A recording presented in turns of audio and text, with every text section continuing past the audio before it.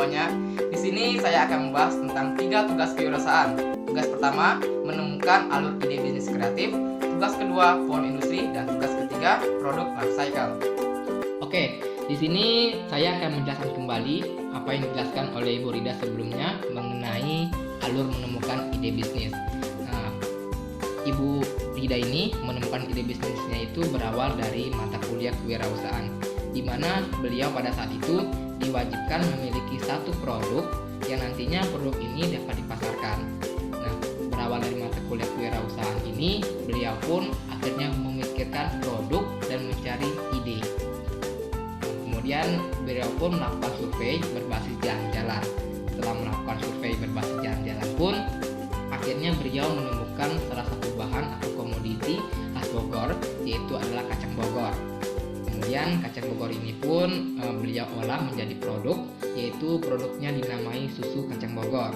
Setelah diproduksi, produk susu kacang Bogor pun memiliki kekurangan, di mana susu kacang Bogor ini hanya memiliki daya tahan hanya 3 hari.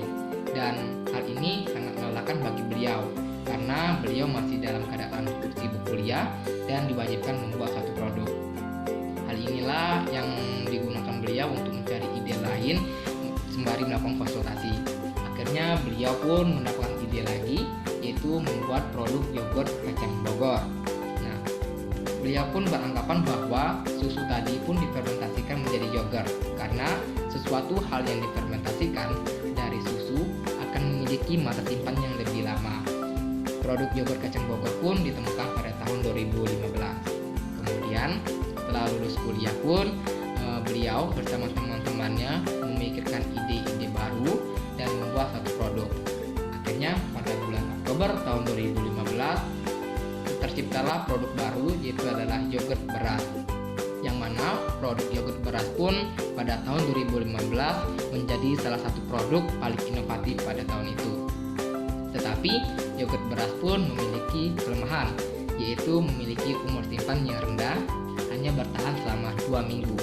Nah, hal inilah yang kemudian membuat beliau berpikir lagi untuk mencari ide dan melakukan survei berbasis jalan-jalan tadi.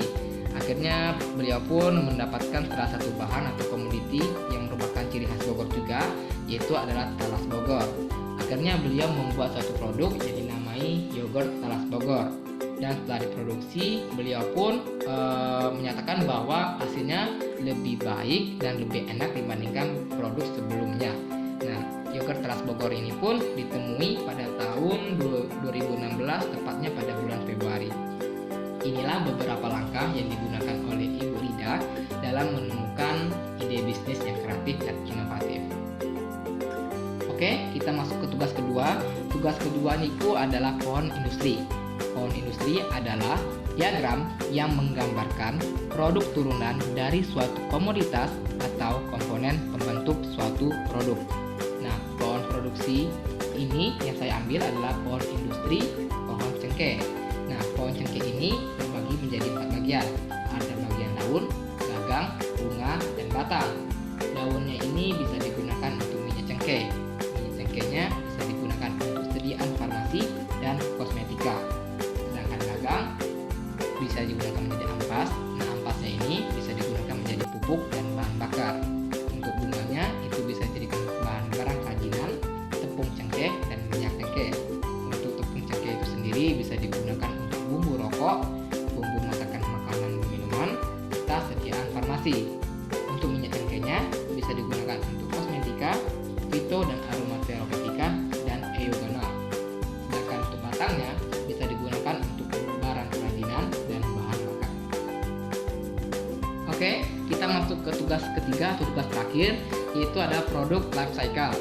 Produk life cycle itu adalah suatu produk dengan tahapan-tahapan proses perjalanan hidupnya, yang dimulai dari peluncuran awal, peluncuran resmi, perubahan dari target awal, lalu dimulai. Produk life cycle ini terdiri dari 4 tahapan. Tahap pertama itu adalah tahap perkenalan atau introduction. Tahap kedua, tahap pertumbuhan atau growth. Tahap ketiga, tahap kematangan atau maturity. Dan tahap keempat itu adalah tahap penurunan atau decline.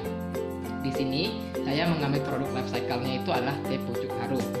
Nah, teh pucuk harum ini sekarang berada di tahapan kedua atau tahap pertumbuhan atau growth. Nah, di mana teh pucuk harum ini sudah diperkenalkan dan sudah dikenal dan diterima oleh konsumen.